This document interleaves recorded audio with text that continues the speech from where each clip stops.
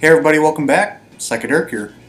Hope you guys had a good holiday. I had to spend mine at work, Christmas Day and Christmas Eve, so it's alright. At least I got double time.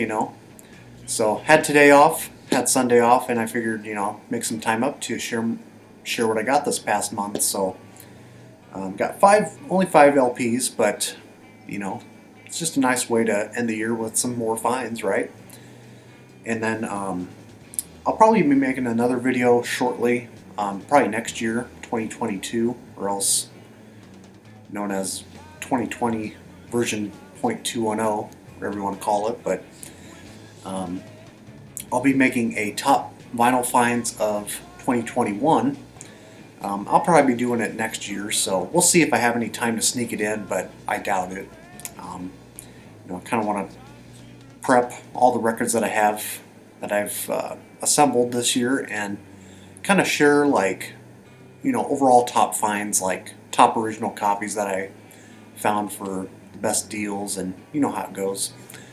Did it last year, and it's always my favorite time of the year to push those out. So anyways, I'll try not to keep you too long today, but yeah, 3 of these I picked up at Vintage Vinyl in Lincoln, and then 2 online finds, which I got pretty good deals on. So we're going to start with this one. I picked this up, stopped in Vintage Vinyl, traded stuff in usually every time I go in there, and I was asking him if he had anything behind the counter. He still had the price that I might be interested with, and found this one. It's a Jeff Simmons, Lucille Has Messed My Mind Up. It's on the straight label, and I do have his other record, the Naked Angels soundtrack, which is also on the straight label. Pretty clean copy overall. I mean, very clean disc. You can see there's a little bit of ring wear forming, but I couldn't exactly remember what this sounded like when I was bringing it home.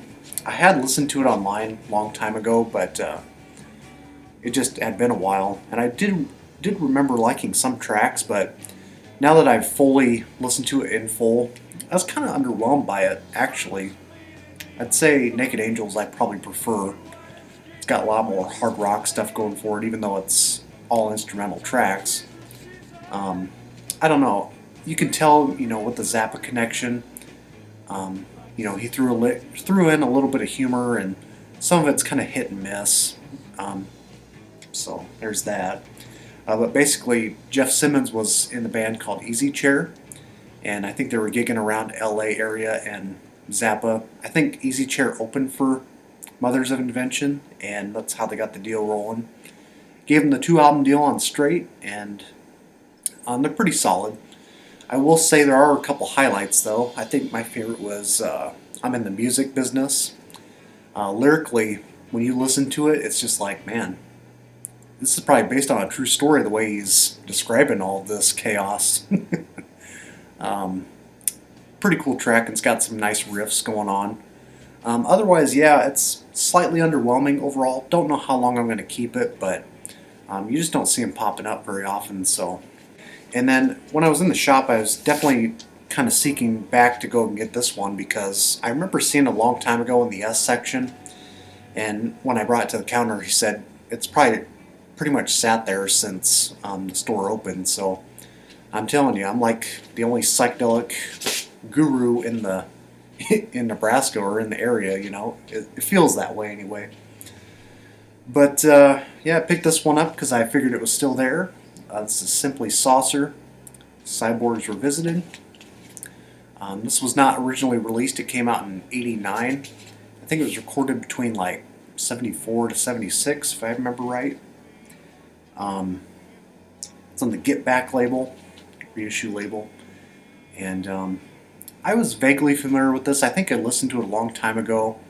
Kind of remember it being like a very spaced out kind of proto-punk record, and that's basically what it is. It's got a lot of noisy sound effects moving throughout, like in a good way. Very over the top, like I said, kind of space rock, Hawkwind inspired, mixed with Velvet Underground kind of lyrics and just storytelling wise, but also this whole garagey punk aspect about it that gives it that kind of that edge. All being intertwined with like this psychedelic element going throughout overall. So I've only listened to this like once in full, but there's some key tracks on here. Electro Rock was probably the highlight off here. Side 1 I think is like all studio recordings, and then side 2 is like live cuts, but even the live stuff is way out there.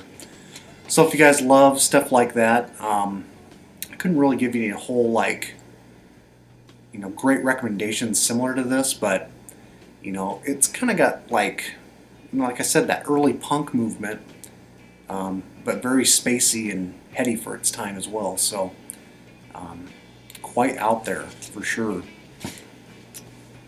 I think these guys were based from Canada. I can't remember the city, but it's like some industrial town. They mentioned it on here. Got some liner notes, so you guys can check that out if you want to pause it. So I recommend it. I think some of you guys that watch my videos will really dig that one. So moving on, I went there I think the week after I picked those up, or a couple of weeks, and I picked up on this one. I had seen it, he had posted on Instagram. I thought, well, I would like to upgrade to original copy sometime down the road, and I had the Record Store Day issue when this came out, but I finally picked up on a US copy. This is Hawkwind's self-titled debut. And the one that I really wanted, which he had in shop, was Do Re Mi. I think it's the third album. That's one I'm really hoping to get, but the copy he had was not in the greatest shape, and I would like it, to be in decent shape. Even the cover itself, it has kind of a foil cover. But yeah, was really on a Hawkwind kick this year especially, and I've always been familiar with this one, but was just not as adventurous, in past years to check out their other stuff, the jammy kind of stuff. But they've become one of my favorite bands. Like their early material, I would say up until Hall of the Mountain Grill. After that, I don't care a whole lot, but love that early space rock stuff, especially this year. Space rock and krautrock has been like heavily in my playlist this year, streaming it. And but anyways, the self-titled debut is kind of more of a late '60s kind of trapping, coming out of the '60s with a lot of UK folk rock influences, but also you could see the direction that they would later go in, as it does have some of those longer jams on here. But it's kind of more of a stripped down spatial psych rock thing going on. Very strong debut though, however.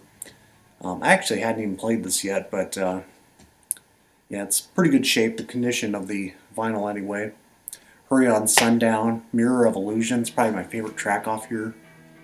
Just excellent. Kind of speaks for itself there. Okay, and then on to these online finds. Pick these up.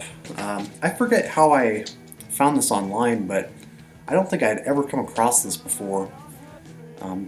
Can't really remember how I came across it, but this is Randy Dennison's Collage. It's on the Mega label. He's believed to be a Texas artist. I think he was like 18 to 20 years old when he cut this. One and only record. Couldn't find a whole lot of info about him online, but nice gatefold there. So it's basically a singer-songwriter LP, but also kind of in that folk pop vein, and very good. This one actually surprised me. I've kind of stepped out of the singer-songwriter kind of stuff lately. Just hasn't been on my radar, but this one did surprise me enough to pick a copy up for like 10 bucks online. Prices are kind of, again, hit and miss. You can find them between like 10 bucks to 60 bucks, some of the flippers out there, but very good actually. It's kind of more of a tame psychedelic folk sound. The influences and the effects and overall, it's pretty subtle, but they make good use of like flute and vibraphone throughout the mix, which gives it a little character. So otherwise, I was impressed by it. I think this is going to be a keeper for a while. So got a decent voice. I think there might be like one or two tracks that are kind of duds, but Otherwise, it worked out for me. And as well as this next one.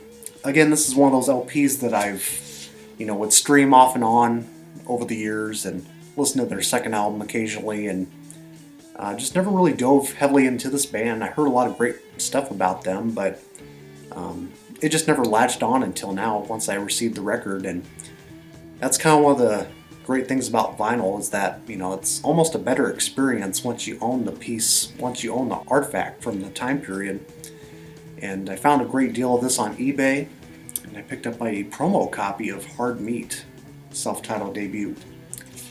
And I haven't listened a whole lot to their second album, which is called Through a Window, and it's got that title track on here, opening, and I think it's probably my favorite track off here as well. Based out of the UK, they kind of had like a couple singles, which also inspired the band, what's their name? The Human Instinct, I think, from New Zealand. They covered one of their songs, which was a single, Burning Up Years, I think.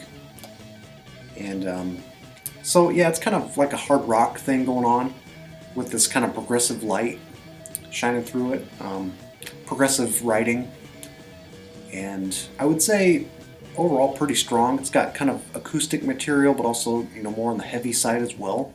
Commercial kind of sounds going on, but still very listenable. And for anybody into those early 70s hard rock things, you're gonna like this. This is good.